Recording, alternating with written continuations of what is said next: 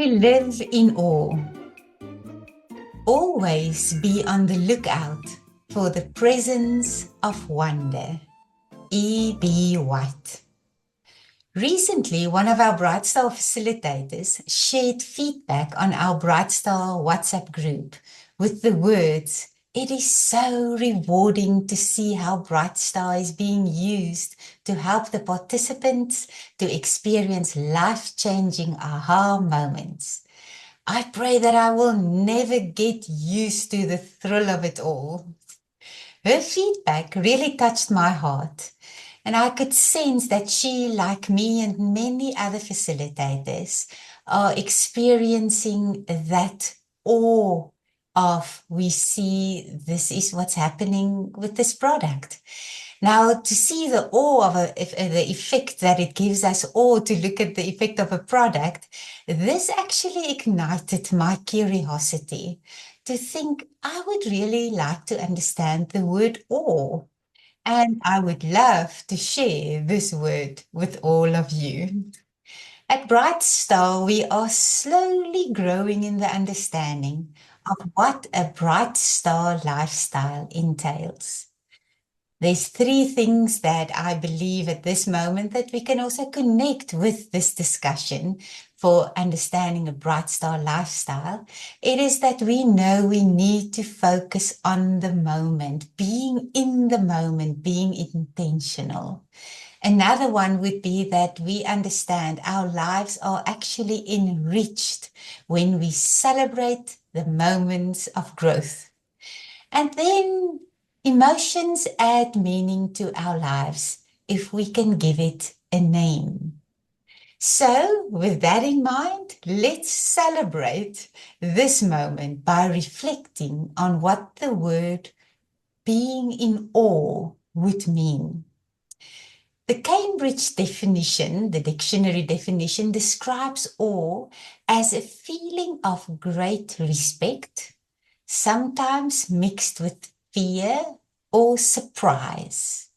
An example from that dictionary would be, I've always held musicians in awe.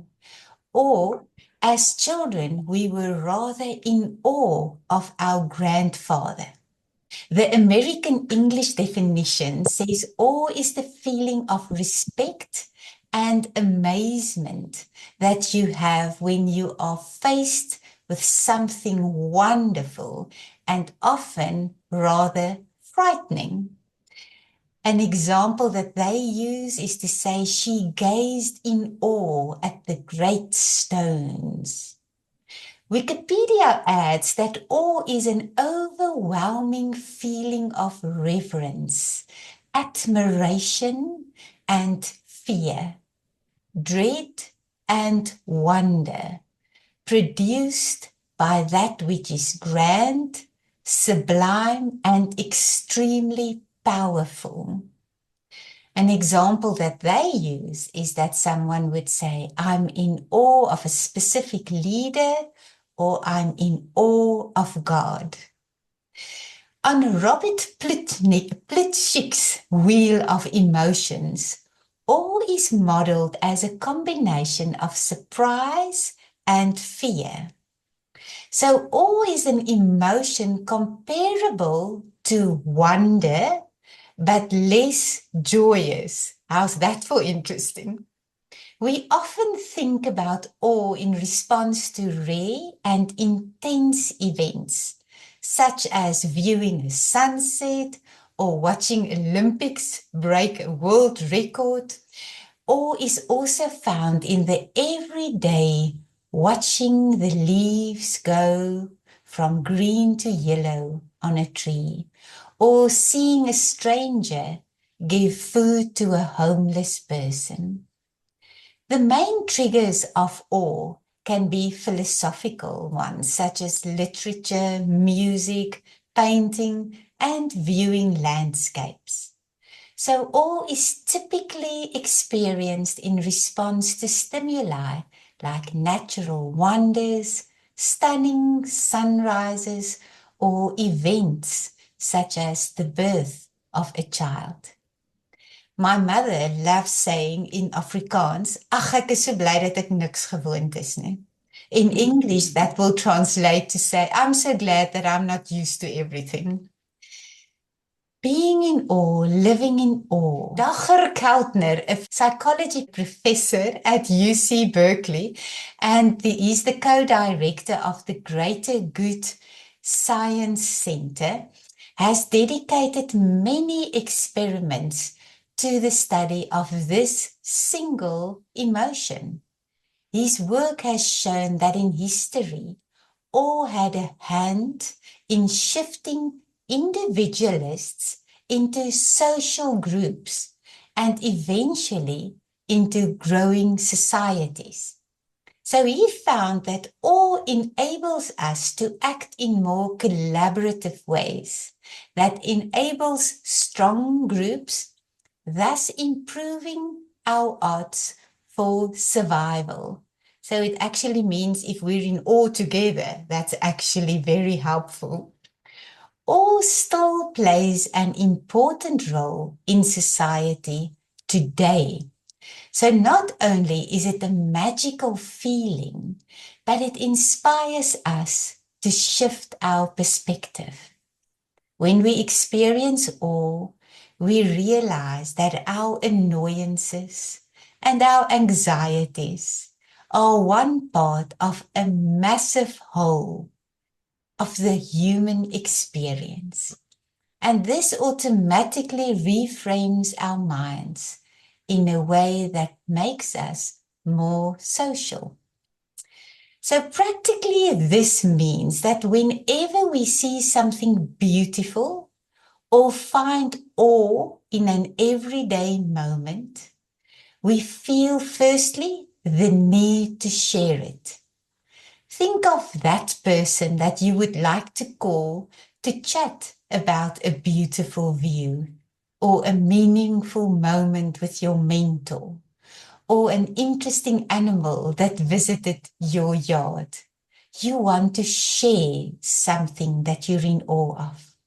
And the second thing is awe also makes us curious.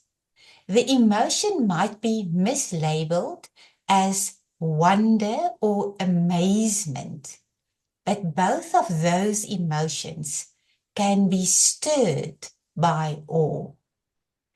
As it's often a positive emotion and a connective one, it spurs us to ask questions and be excited in our pursuit of new knowledge. Keltner gives the example of young children who are perpetually experiencing things larger than themselves and the things that's completely out of their control. So what is the most common phrase that the young people use, the smaller children? They ask, why? So just like a toddler, when we experience awe, we want to know more. I'm going to wrap up this discussion with a personal experience of the word awe that resulted in sharing and increased curiosity.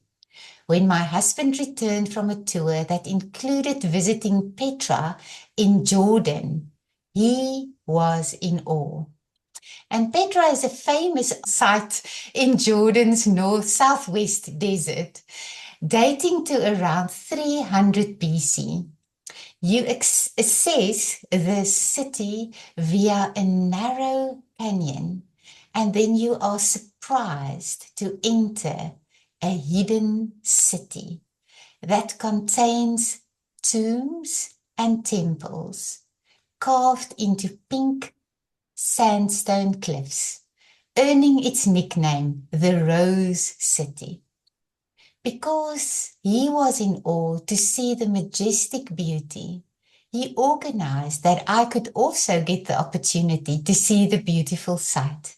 And that led to a moment a year later when I could call him from the hotel room, sharing through tears what the experience ignited in me. He who no longer pause to wonder, and stand wrapped in awe, is as good as dead. His eyes are closed. That is what Albert Einstein shared with us.